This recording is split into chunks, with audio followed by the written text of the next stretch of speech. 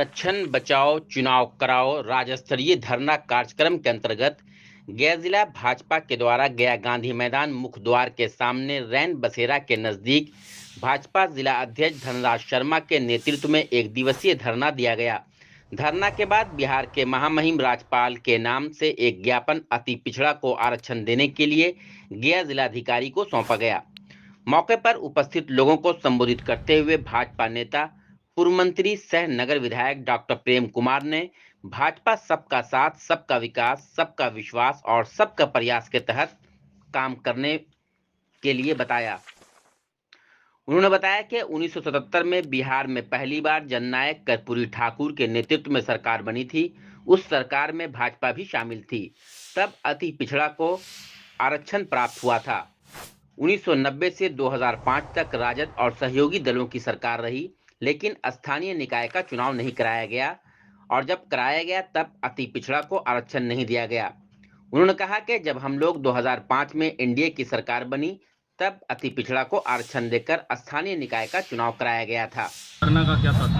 Bharatiya Janata party गया जिला के तत्वाधान में आरक्षण बचाओ चुनाव कराओ अभियान को लेकर आज पूरे बिहार में सभी प्रखंड मुख्यालय पर धरना का आयोजन किया गया है।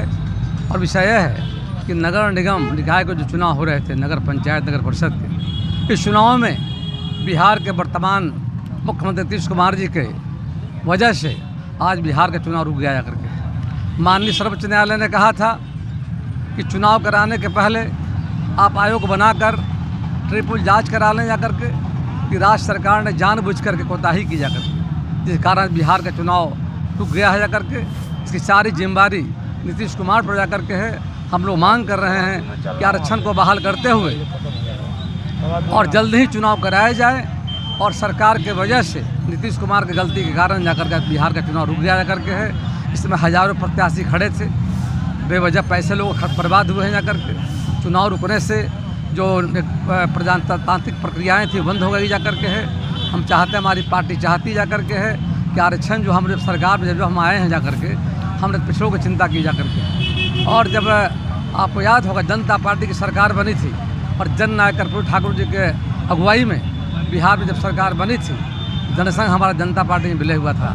उस समय भी सरकारी नौकरियों में हमने पिछड़ों को आरक्षण देने का काम किया था। और 2005 में हमने वायदा किया था कि जो हमारी सरकार जब आएगी बिहार में, उसके पहले लालू जी की सरकार थी।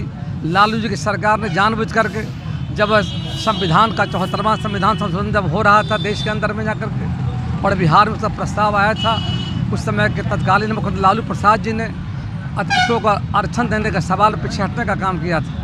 और मामला न्यायालय में गया था और माननीय उच्च न्यायालय ने कहा था कि निश्चित तौर पर जो सामाजिक, आर्थिक, राजनीतिक और शैक्षिक दृष्टिकोण से पिछड़ गए हैं उनको आरक्षण मिलना चाहिए।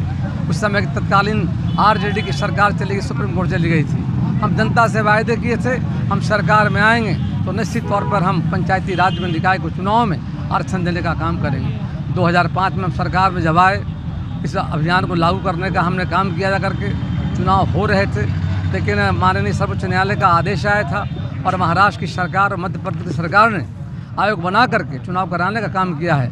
कि बिहार सरकार के अदूरदर्शिता के कारण, लापरवाही के कारण बिहार के पिछड़ों के साथ जो अन्याय किया गया है उसके खिलाफ भारतीय जनता पार्टी आज पूरे बिहार में हम प्रखंड का स्तर पर आंदोलन चला रहे हैं, मांग कर रहे हैं। और हमारा आंदोलन तब तक जारी रहेगा जब तक आरक्षण को बहाल करते चुनाव नहीं हो जाता है। तो भारतीय जनता पार्टी बैठेगी नहीं, सड़क से लेकर सदन तक से लड़ाई को लड़ने का काम करेगी।